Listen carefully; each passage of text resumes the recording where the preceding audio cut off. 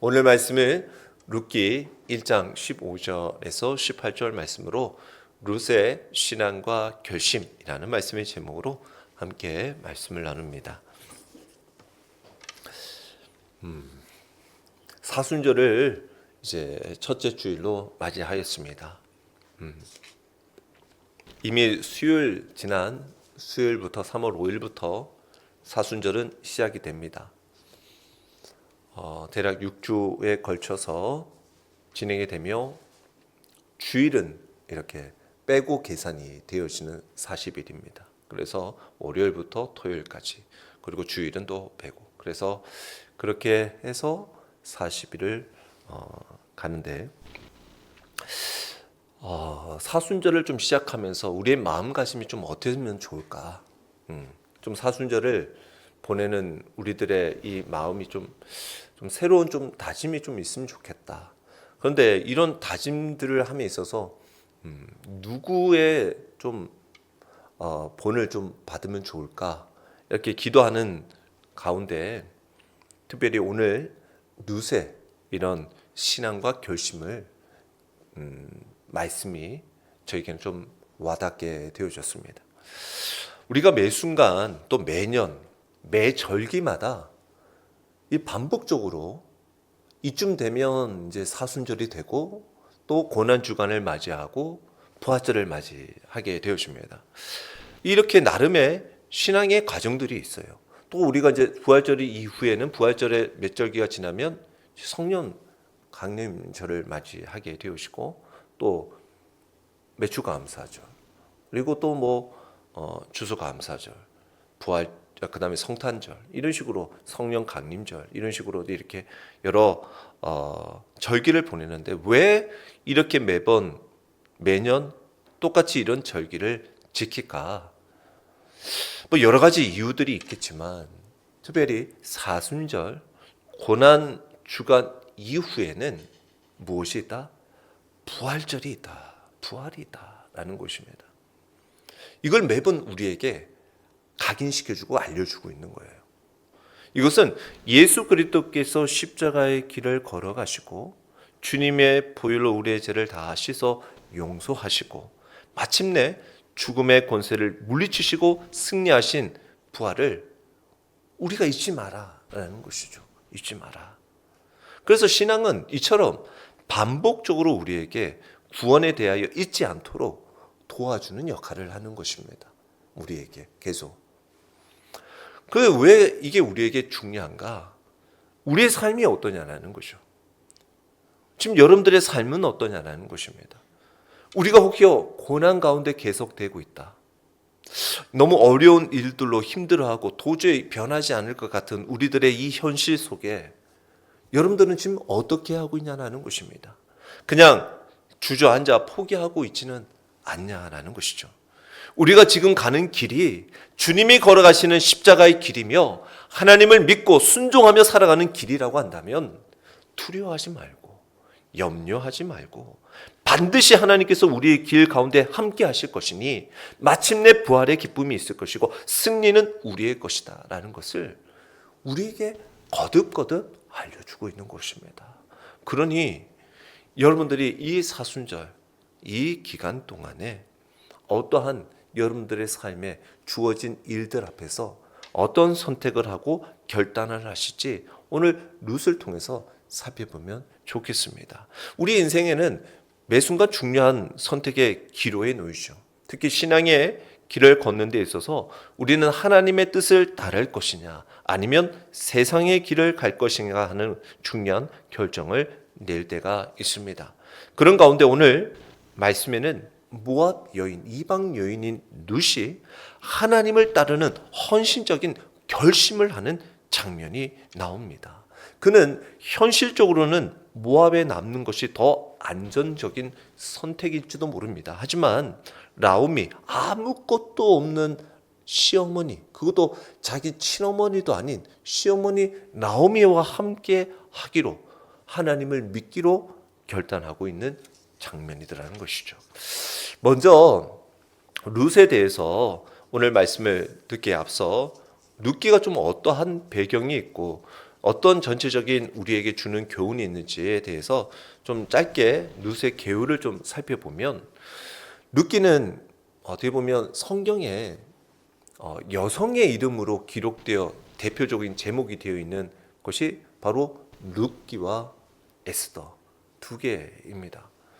이 두 명의 인물들의 공통점들이 있는데, 그 공통점이 오늘 말씀에도 좀 나오지만 거의 죽기로 각오한 여인들이었어요. 우리가 이 성경에 이름이 이렇게 그냥 제목으로 이렇게 나올 정도는 보통의 인물들이 아니겠죠. 정말 죽기까지 충성하리라. 죽으면 죽으리라. 나는 여기에 같이 묻히겠다라는 그런 각오가 있는 여인들이었어요.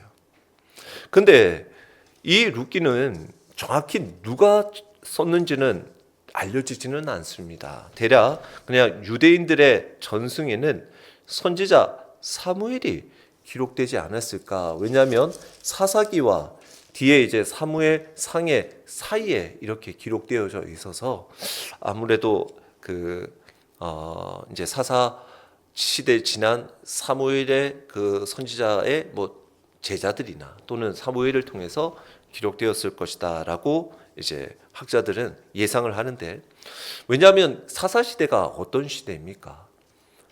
왕이 없어서 자기 마음대로 행하던 그런 영적으로는 가장 혼란스러운 시기였지요. 그런 가운데서 오늘 이 룻은 하나님을 선택하기로 합니다. 어찌 보면 오늘 이 등장인물 가운데서도 룻이 나오고 그 룻과 함께 또 함께 동서라고 나오는 오르바라는 여인도 나옵니다. 어찌 보면 사실 성경에도 아무나 이름을 기록하지는 않아요.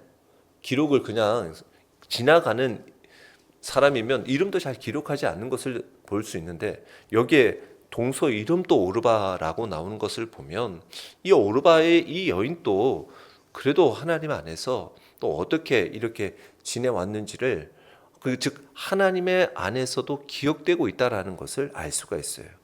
근데 이제 분명하게 선택의 기로에서 갈리게 되어지는 것을 보게 되어집니다. 자, 룻은 이름이 아름다움, 우정이라는 것을 의미합니다. 남성만 중시되는 시대에 그의 아름다운 행위는 참으로 놀라운 일을 해낸 여인임을 알 수 있어요. 시대적 배경을 보면 유대 베들레헴에 살고 있었던 엘리멜렉과 라우미 가정이 큰 흉년이 들게 되어져요.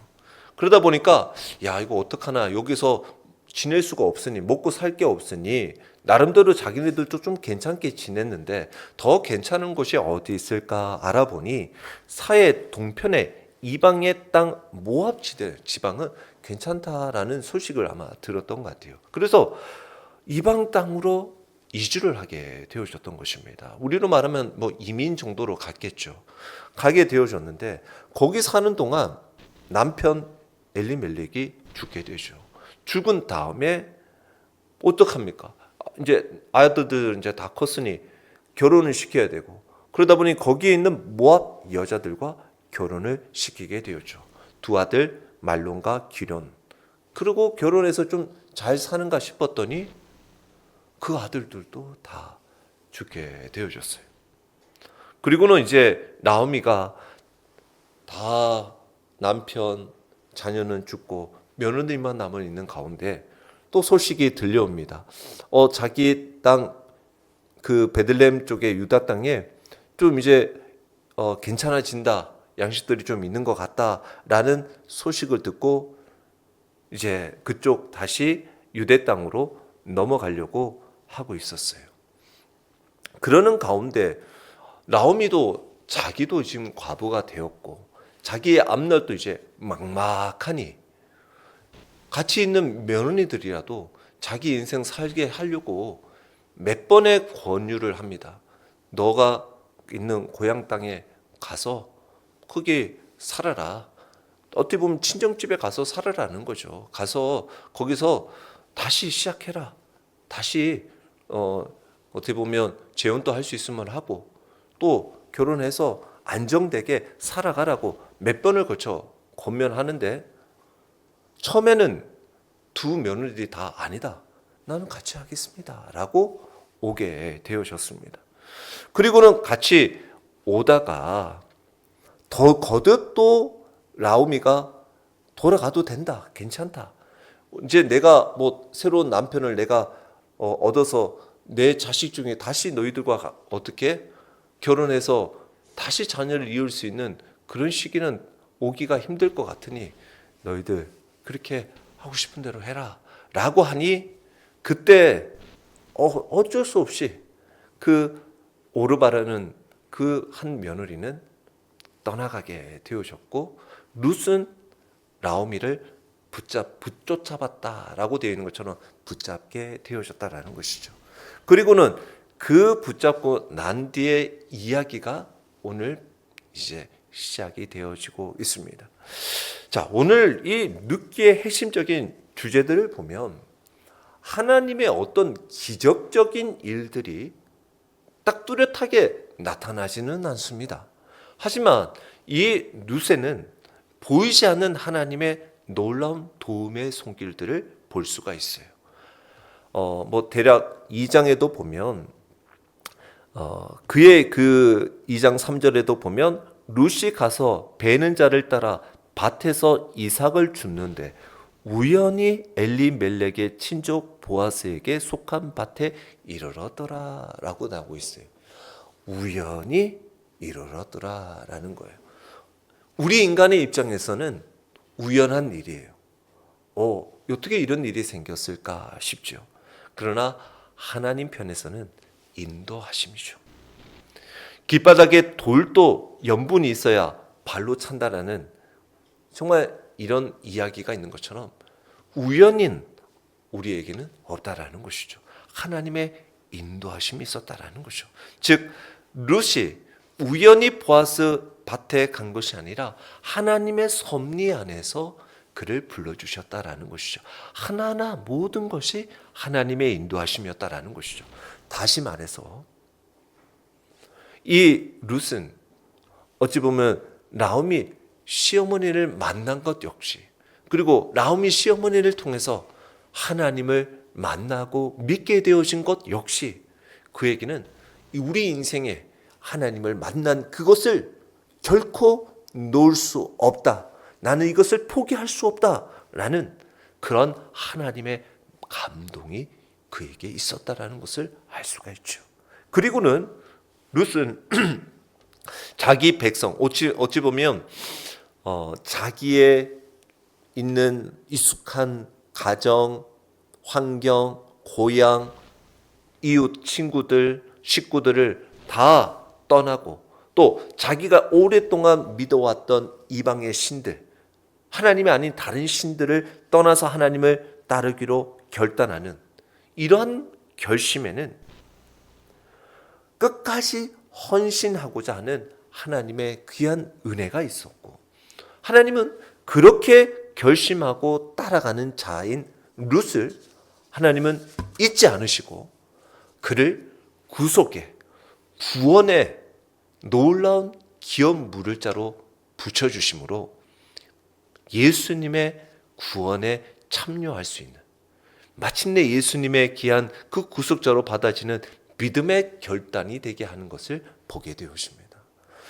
과연 룻이 이걸 알고 갔을까? 몰랐겠죠. 그러나 하나님께서 이 룻이라는 이 여인을 통해서 하나님은 놀라운 구원의 계획들을 이루기로 결정하고 계시는 것을 보게 되었습니다. 지금도 우리의 삶의 모습 속에서 하나님께서 우리와 함께 하시고 우리 모든 일들 가운데 함께 하심에 있어서 믿음으로 결단하고 보이지 않는 일들에도 하나님의 계획을 믿고 신실하심을 꼭 붙들고 믿음으로 나아가는 자에게 하나님은 축복하시는데 그 축복은 어떻게? 예수 그리스도가 우리의 참된 구원자가 되심에 대하여 분명하게 나타나게 하여 주신다라는 것입니다. 그래서 오늘 이 룻의 신앙과 결심을 통해서도 우리에게 주는 이 교훈들의 말씀들을 살펴보기를 원합니다. 먼저 룻의 신앙을 보면 첫 번째로 룻의 신앙은 세상의 유혹을 뛰어넘는 것이었습니다. 오늘 15절에도 다시 말씀을 보면 나오미가 또 이르되 보라 내 동서는 그의 백성과 그의 신들에게로 돌아가나니 너도 너의 동서를 따라 돌아가라 하니 라고 말하고 있습니다. 나오미는 룻에게 모압으로 돌아갈 기회를 주고 있어요. 그리고 이미 동서인 오르바는 현실적인 선택을 하고 모압으로 돌아갔습니다. 여기에서 말하고 싶은 것은 오르바가 떠나간 것에 대하여 비방하기보다도 어떻게 룻이 이 선택을 할 수 있었는지를 우리가 바라볼 필요가 있어요. 오르바의 선택은 굉장히 현실적이었습니다. 안전적인 선택이었어요. 누가 보더라도 오르바가 옳은 선택을 한 것처럼 보입니다. 그리고 익숙한 환경, 자기 백성으로 돌아가고 세상의 안정, 편안함을 추구했어요. 이거는 뭐 제가 봐도 열에 열, 백에 백이면 이러한 선택을 하는 것이 당연하게 보여집니다. 이게 지혜롭게 보입니다. 근데 룻의 선택을 보면 낯선 땅으로 가야 돼요. 한 번도 살아보지 않은 자기 입장에는 이방 땅으로 가야 하는 땅입니다. 위험을 감수해야 돼요. 그것도 자기를 보호해 줄 사람이 없어요. 고작 힘없는 나약한 한 어른, 여성인 여인과 함께 그것을 가야 합니다. 그리고 하나님을 따르겠다는 헌신적인 믿음의 고백이 있어요. 근데 이게 과연 얼마나 하나님을 경험한지를 모르겠어요. 근데 이 고백이 어떠한 일이 일어날지도 예상할 수 없는 고백이었어요. 그렇지만 나오미와 함께 믿음의 그 공동체 안에 속하기로 결정하고 나아가게 되었습니다. 자, 근데 이 결정은 결국에는 어떤 결정입니까? 극과 극의 결정이 되었습니다. 양극의 결정이 돼요. 신앙에서는, 믿음에서는 중간 지점이 없어요. 그러니까 믿느냐, 떠나느냐, 남을 것이냐, 남지 못하고 떠날 것이냐, 이런 결정이 되는 거예요. 그래서 여기에서도 성경에서도 말하기를 동서 오르바는 그의 백성과 그의 신들에게로 돌아갔다라고 말하고 있는 거예요. 그러니까 나오미를 따라가지 않는 것에서만 아니라 나오미가 떠났다라는 것은 여호와 하나님을 떠나갔다라는 것을 의미하더라는 거죠. 여호와 하나님을 떠나갔다라는 것은 중간 지점에 머물렀다는 것이 아니라 결국은 어떻게 예전에 이방 우상 신으로 돌아가 버렸다라는 것이죠. 믿지 않는 길로 가게 되어졌다라는 것입니다. 룻은 어떻습니까? 하나님, 믿음의 길로 들어서게 되어졌다. 축복의 길로 들어서게 되어졌다. 우리도 우리 신앙의 길에 있어서 룻처럼 결단해야 하는 거예요.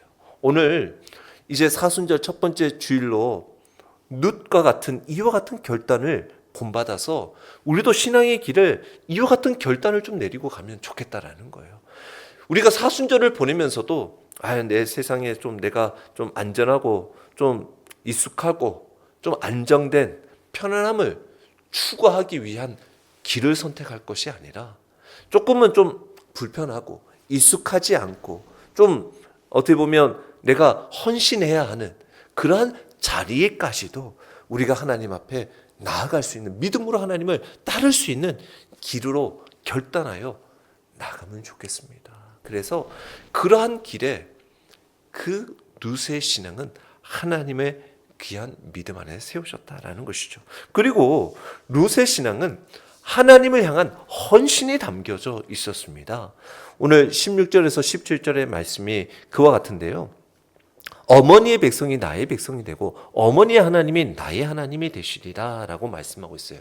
룻은 나오미를 따라가는 것만이 아니라 나오미의 하나님이 자신의 나의 하나님이 되기를 받아들이기를 결단했다라는 것이죠. 이것은 단순히 가족애로만 내가 시어머니로만 섬기기 위해서 가는 것, 즉 나오미만 돌보기 위해 가는 것이 아니라 신앙적인 하나님을 향한 헌신으로 내가 나아갑니다라는 것입니다. 사순절 기간에 누구의 말과 행동이 아니라 누구를 돕기 위해서라기보다 하나님을 좀 바라보는, 하나님이 나의 하나님이 되는 그러한 기간이 되었으면 좋겠어요. 시작은 사람인 나오미를 따라갔을 줄은 몰라요.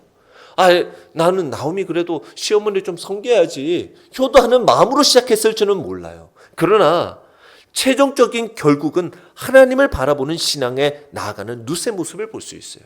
우리 신앙에서도 처음에는 교회 나올 때 이 사람 좋아서 이 사람과 함께 있는 것이 또 뭐 함께 어울리고 봉사하고 섬기는 것이 즐거워서 뭐 이 자리에 나온다, 나는 여기에 기도한다 라고 할지 몰라요. 그러나 그건 그냥 그 단계예요.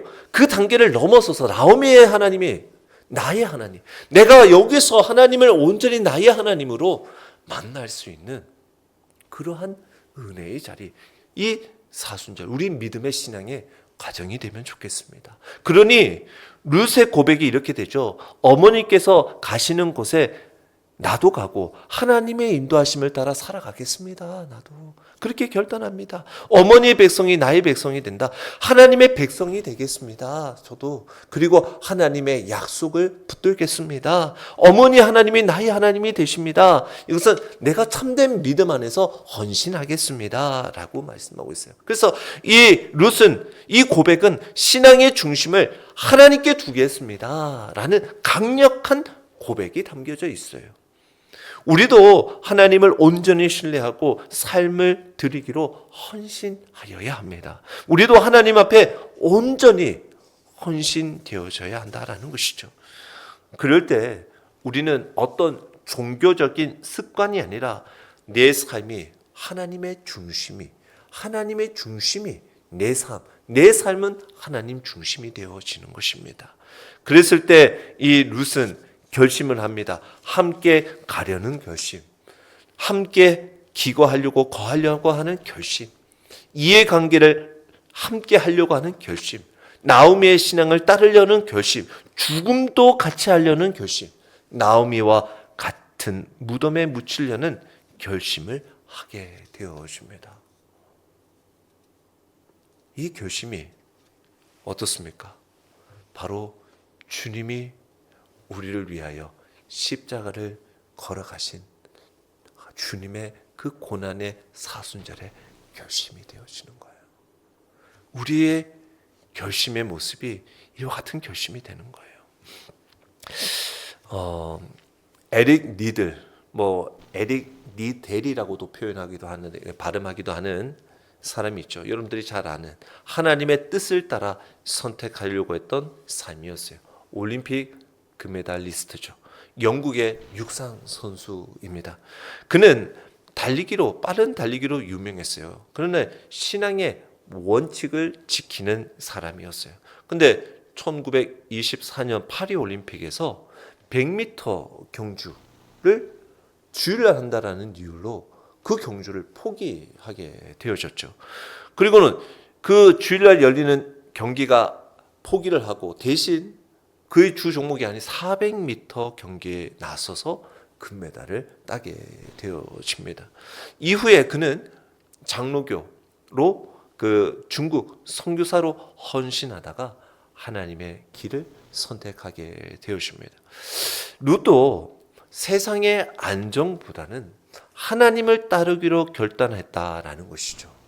오늘 이 에릭 니들도 믿음을 선택했던 것처럼 우리도 신앙을 위해서는 중요한 결정을 내려야 하는데, 이게 내 삶의 안위가 아니라 하나님의 귀한 뜻에, 하나님이 원하시는, 하나님께 따르기로 결단하는 귀한 고백들이 있어야 한다라는 것입니다.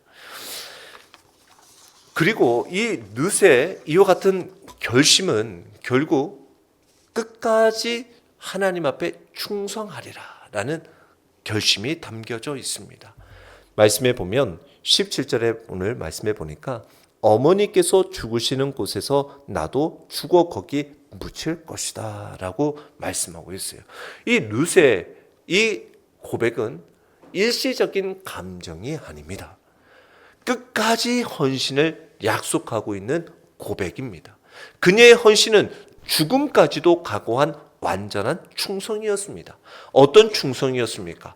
죽음까지 함께 하겠다라는 것입니다. 어떠한 환경에서도 신앙을 버리지 않겠다라는 결단이었어요.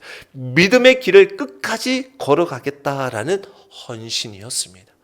우리도 지금 믿음의 길을 걸어감에 있어서 예수님도 그 결심을 하고 이제 십자가에 못 박혀 겟세마네에서 정말 기도하시는 가운데서도 하나님께 아버지 이 잔을 옮길 수 있으면 옮겨 주시옵소서라고 기도하지만 내 뜻대로 마시옵고 아버지의 뜻대로 하시옵소서라고 하며 그 십자가의 죽음까지도 끝까지 그 길을 걸어가셨습니다.